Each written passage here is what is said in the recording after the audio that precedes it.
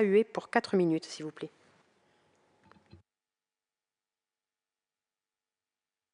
Merci Madame la Présidente.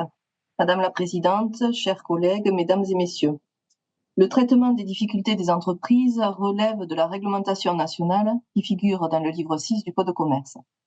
Mais les régions, compétentes en matière de développement économique, peuvent tout à fait élaborer des dispositifs qui viennent en appui de cette réglementation nationale. Le rapport proposé au vote montre que la région Occitanie est volontariste en la matière et participe utilement à l'efficience des règles nationales. Ce rapport n'est pas seulement un document technique, c'est aussi l'expression de notre engagement politique pour protéger notre tissu économique et sauvegarder les emplois dans un contexte économique dégradé.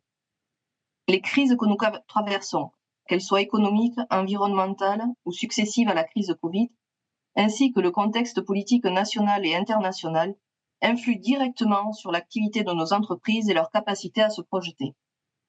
Nous voyons des entreprises incertaines quant à leur positionnement stratégique, quant à leurs investissements ou leurs prévisions d'embauche. Nombre d'entreprises souffrent également de trésorerie épuisée du fait de la succession des crises. Nous constatons par ailleurs que des ménages diffèrent leurs intentions d'achat et que des collectivités renoncent à des investissements nécessaires ou programmés.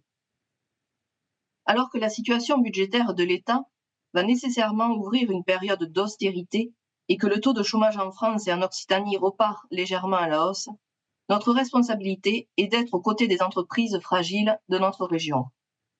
C'est tout le sens de ce rapport qui propose des mesures concrètes pour soutenir nos entreprises en difficulté, les accompagner et les aider à rebondir.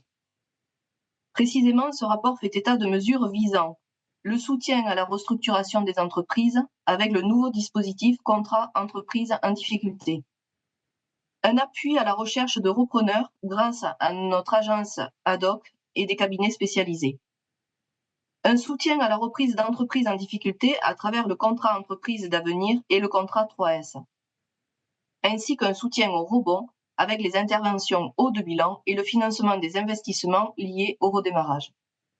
Ces mesures sont pragmatiques. Il s'agit de proposer aux entreprises un partenariat de confiance, passant par un soutien financier ou des mesures d'accompagnement et d'encadrement visant à anticiper au plus tôt les défaillances d'entreprises, à identifier les entreprises en difficulté et à les aider à la recherche de repreneurs.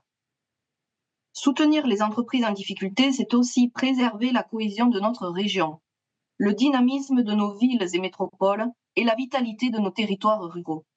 Chaque commerce sauvé, chaque structure préservée est une victoire pour le tissu économique, pour l'emploi, pour la vie locale et pour la dignité des salariés. Notre groupe, les radicaux de gauche, soutient pleinement ce rapport parce qu'il est cohérent avec nos engagements pour le bien commun et l'initiative individuelle et porte les valeurs de solidarité et de fraternité. En conclusion, je vous invite, chers collègues, à faire le choix de l'action et de la responsabilité en votant pour l'adoption du dispositif contrat entreprise en difficulté. Je vous remercie de votre attention.